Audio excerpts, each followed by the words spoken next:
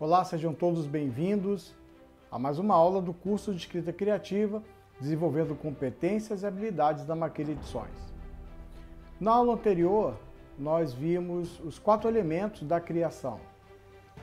Fizemos um exercício e deixamos você à vontade para construir o seu primeiro texto a partir de uma história que está na sua mente. Pode ser algo que tenha acontecido com você no dia a dia, algo corriqueiro. Vamos transformar isso em uma bela história. E para isso nós estamos oferecendo as ferramentas para que você possa começar a dar os primeiros passos para se transformar em um bom escritor. Não se preocupe com o resultado inicial do seu trabalho.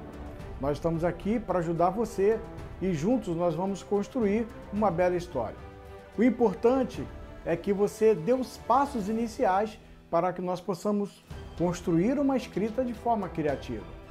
No momento em que você começar a identificar em qualquer história que estiver na sua mente ou que você assista pela TV ou leia um livro, identificando os 4 elementos da criação de qualquer texto escrito, então você já pode dar o primeiro passo para transformar o seu pensamento, as suas ideias, em uma história. A história que você contar terá o tom que você der a ela. Você pode, em uma mesma história, transformá-la em uma comédia, transformá-la em um terror, você pode transformá-la em uma história cotidiana que, recheada de muitas emoções, leve pessoas a vivê-las intensamente por se identificar a ela. Nesta aula de hoje, nós vamos dar um passo a mais e vamos falar sobre linguagem e pensamento, ou pensamento e linguagem, como queira. O fato é que criamos tudo em nossa mente, para então depois expressá-la em forma de linguagem. Mas afinal, o que é linguagem? A linguagem é o instrumento que nos permite pensar e comunicar o pensamento, estabelecer diálogos com nossos semelhantes e dar sentido à realidade que nos cerca. Existem vários tipos de linguagem. Falarei de alguns deles. A linguagem do desenho, a linguagem escrita, a linguagem falada, a linguagem do corpo. Podemos nos comunicar e interagir com o mundo através dessas linguagens. A linguagem tem sua estrutura, e guarde isso. Toda linguagem é um sistema de signos. Signo, eu posso dizer que é tudo aquilo que tem significado para alguém. Vamos dar alguns exemplos. Bem, sabendo que signo é tudo aquilo que tem significado para alguém, vamos tentar entender o significado dessa primeira imagem.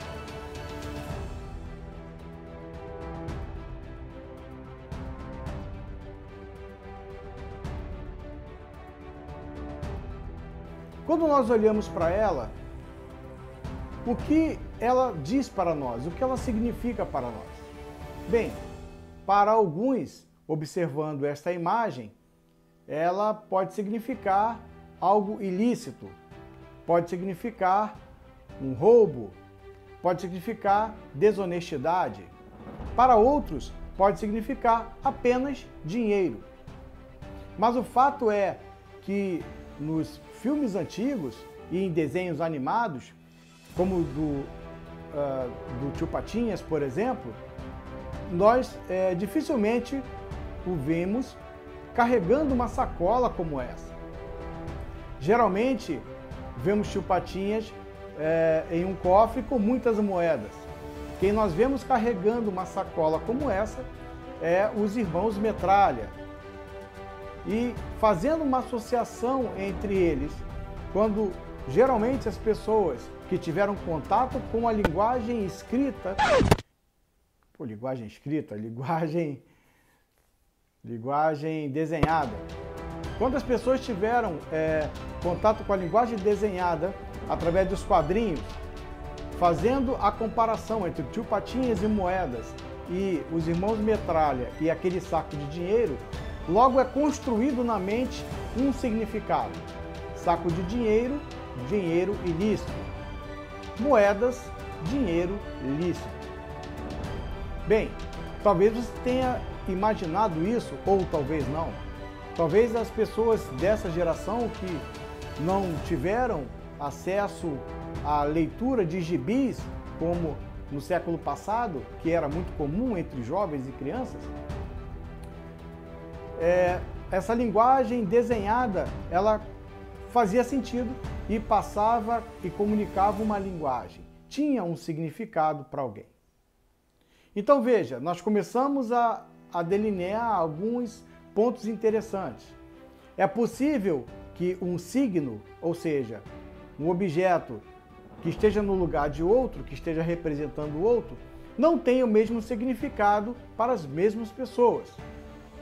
Dependendo da cultura, dependendo da geração, um signo pode não ter significado ou ter significado diferente.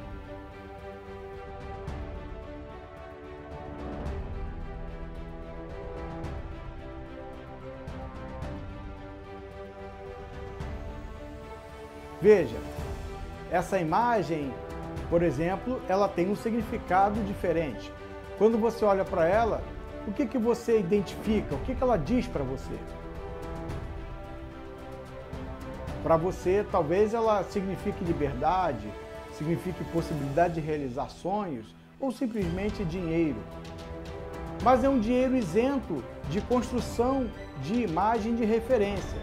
Aqui não se diz respeito a uma referência lícita ou ilícita, algo que seja bom ou ruim, é apenas uma cédula de dinheiro.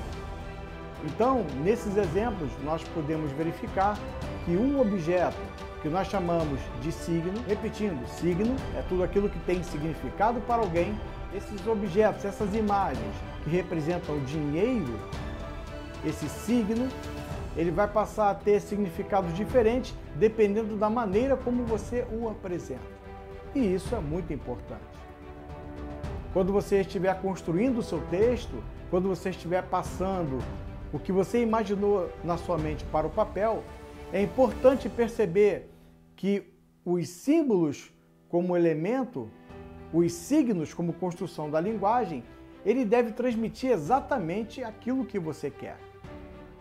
É claro que dependendo das pessoas que terão acesso à sua literatura, nem todos vão alcançar exatamente o que você deseja. No entanto, você sabendo previamente que signo é tudo aquilo que tem significado para alguém e que você pode representá-lo de várias maneiras, isso vai dar a você vantagem em relação a outras pessoas para poder construir um texto significativo. Vamos a mais alguns exemplos.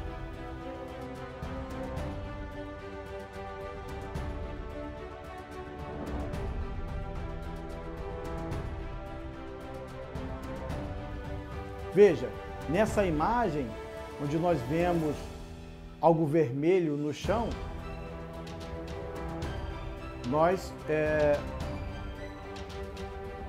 nessa imagem, quando você olha para ela, qual é a sensação que você tem? Qual é o sentimento que você tem? O que ela diz para você? Que significado esta imagem tem para você? Bem, algumas pessoas, ao olhar essa imagem, podem pensar: caramba, alguém se machucou, é sangue no chão. Poxa, ocorreu um crime aqui. Será que a pessoa morreu ou ainda está viva? Veja, a imagem proposta, ela tem um significado. E esse significado, ele é traduzido na mente das pessoas de acordo com o que ele representa. A cor vermelha em si representa muitas coisas. Representa a guerra, representa a vida, representa a morte. A cor vermelha tem vários significados e os significados vai depender daqueles que o interpretaram. O importante é que quando você, na construção do seu texto, colocar um signo, ou seja, um elemento, uma imagem, uma figura, uma expressão que você queira comunicar um significado para alguém, é importante que o signo de fato tenha relevância, que ele de fato tenha significado para alguém. Pênio, você está me dizendo que talvez eu possa usar um signo que não tenha significado para ninguém? Sim, é possível. É possível que você use um signo que não tenha significado para algumas pessoas. Isso não é difícil de entender. É porque cada povo, cada nação tem a sua própria cultura. E talvez um signo, por mais que ele tenha um significado expresso na sua imagem, talvez ele não diga nada, ou talvez mesmo ele até não diga aquilo que você quer expressar. Por isso é muito importante, na construção do texto, você entender a construção da linguagem. Você saber que a linguagem é um sistema de signos, e signo é tudo aquilo que tem significado para alguém. Se você coloca no seu texto uma imagem, uma linguagem, uma expressão que é um signo e que você quer expressar algum tipo de pensamento ou sensação, é importante você expressá-lo de uma maneira que seja compreensível. Vamos a alguns outros exemplos. Eu vou passar aqui 2 vídeos e nós vamos comentá-los. Uma boa notícia para aqueles pais aflitos que perdem noites e noites de sono e não sabem o que fazer para conter o choro incontrolável do bebê. Descobrimos um método infalível para fazer a criança parar de chorar.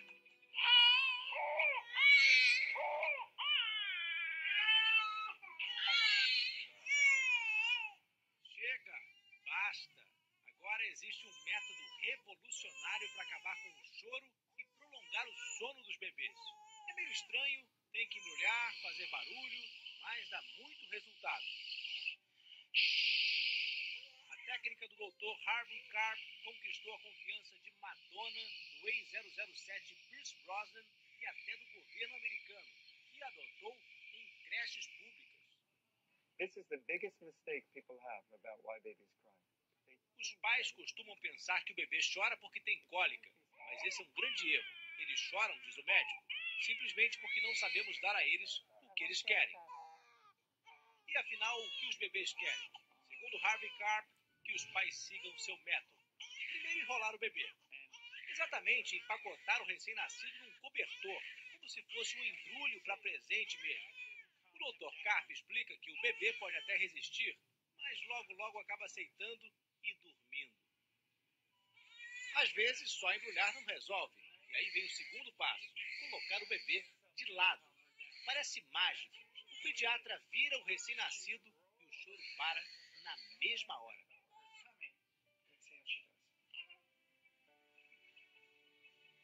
That it's just a reflex. É como um reflexo, ele explica. Se o bebê resistir, o doutor recomenda fazer um chiado forte no ouvido dele.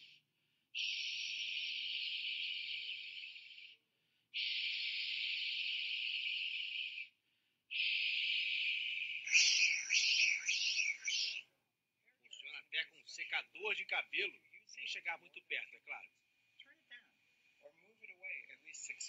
A explicação para o impressionante resultado obtido com esse método é até bem simples. Ao enrolar o bebê, balançar e fazer um ruído alto e constante no ouvido dele, estamos simulando um ambiente bastante conhecido, onde ele vivia apenas algumas semanas antes. Afinal, poucos lugares são tão apertados e barulhentos como o útero materno.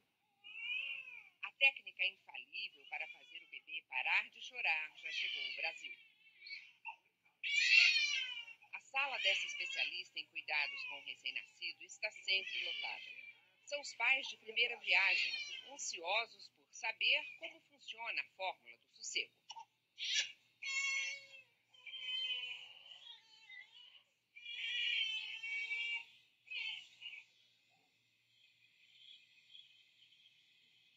O bebê, quando ele está dentro do útero, ele está assim. E ele adora estar assim. A gente olha e pensa, nossa, deve ser horrível. Não deve ser, porque o bebê adora estar assim. Quando ele nasce, a gente quer deixar ele solto. Se ele fica solto, ele chora. ele fica apavorado, se debatendo, tentando encontrar o limite do útero. Faz esse procedimento e ela realmente para, se acalma. A mãe de Joaquim chegou a ficar na dúvida. Achou que a técnica deixava o filho com mais calor. Resolveu tirar tudo. Mas não deu muito certo. Então você voltou rapidinho pro embrulhinho. Voltei. Procurei tecidos mais leves.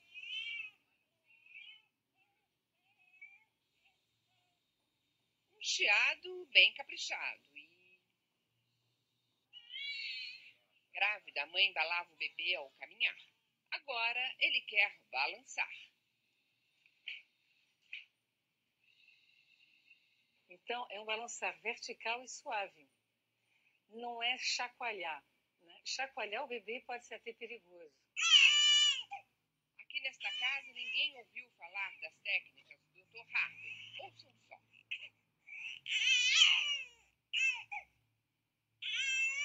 Tem que estar com ela sempre no colo. Se eu deixar ela sozinha, ela começa a chorar. Pois é, há mais de 15 minutos a Joana está chorando. Desde que ela mamou e a mãe colocou aqui no berço. Luciana, posso pegar um pouquinho?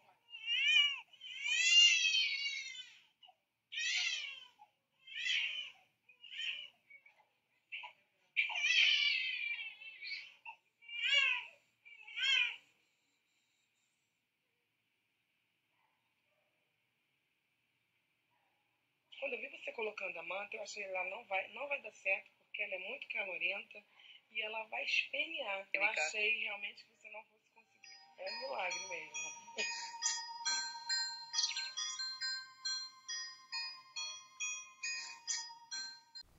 Veja, essa reportagem retratando as técnicas do Dr. Havengar é bem interessante. Ele apresenta técnicas que para nós, pais, para você que é mãe, talvez não faça sentido nenhum, já adulto.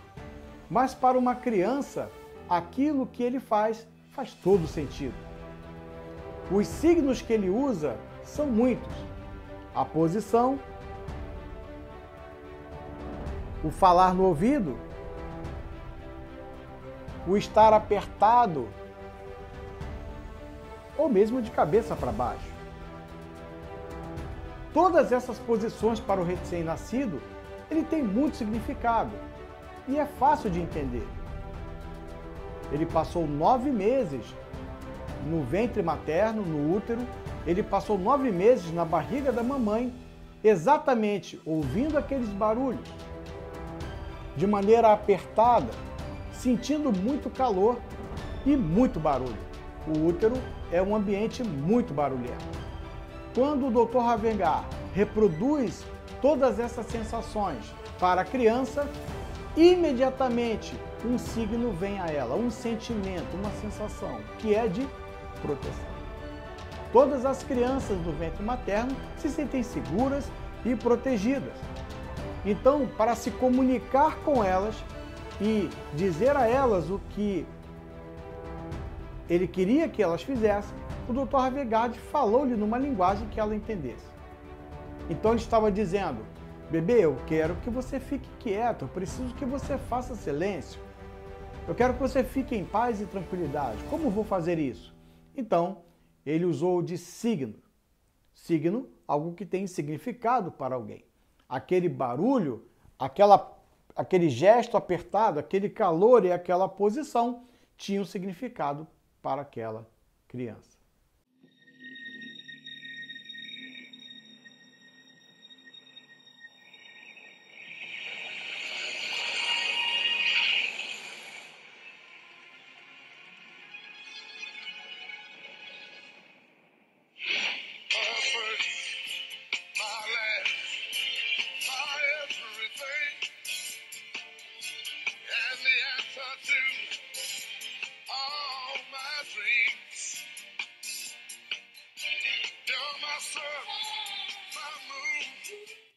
Este vídeo é bem interessante.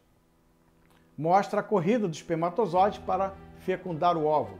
E todos nós sabemos que nessa corrida, para que o espermatozoide possa fecundar o óvulo, ele então fica batendo com a sua cabeça até que a enzima possa ser liberada e abra um buraco para que ele possa fecundá-lo. Nesse vídeo, a ideia é bem simples. Quem conseguiu fecundar o óvulo? Foi aquele que tinha um signo nas mãos, um buquê de rosa. E o que significa um buquê de rosa? O buquê de rosa tem um significado. Ele tem significado para alguém. Ele significa ternura, significa amor, significa paz, significa eu lhe quero bem, significa eu tenho sentimentos por você, significa vamos conversar, eu tenho algo para lhe dizer. Quando alguém, especialmente no caso do vídeo, uma mulher, recebe flores, recebe um buquê de rosas e um belo sorriso, ora, é claro que ela estará aberta para diálogo. Isso é natural. E foi essa técnica que esse espermatozoide usou para poder fecundá-la. Ele não fez nenhum esforço, ele não precisou se cansar, ele não precisou ficar batendo constantemente ali na parede pedindo passagem. Ele pediu passagem de outra maneira. Ele foi inteligente, ele usou um signo, usou algo que tinha significado para o óvulo. Bem, deixarei aqui embaixo o link para você poder enviar o seu texto para mim. Acredito que no primeiro momento, após a primeira aula, você até tenha conseguido escrever alguma coisa, no entanto, precisava ou queria ter mais tempo para poder melhorá-lo na medida em que as aulas avançavam. Bem, agora com essa nova informação sobre signos, eu acredito que você possa melhorá-lo, recheando-os com significados, transformando aquilo que você tinha em sua mente de forma melhor expressa no papel. Eu aguardo por você. Te vejo na próxima aula.